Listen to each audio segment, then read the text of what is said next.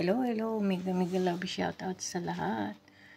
Ayan mga guys, mga kalalabs, tingnan natin, panoorin natin kung paano magawa ng suman sa dahon ng niyog, sa talbos ng niyog.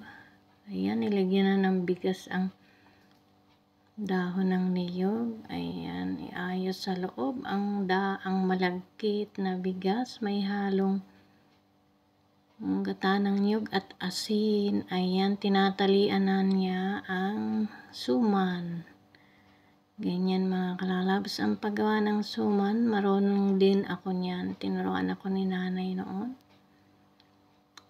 Ayan, tinatalian na po ang suman. Ayan, isa na niya gawa niya. Mag-music muna tayo mga kalalabs. All the feels we go.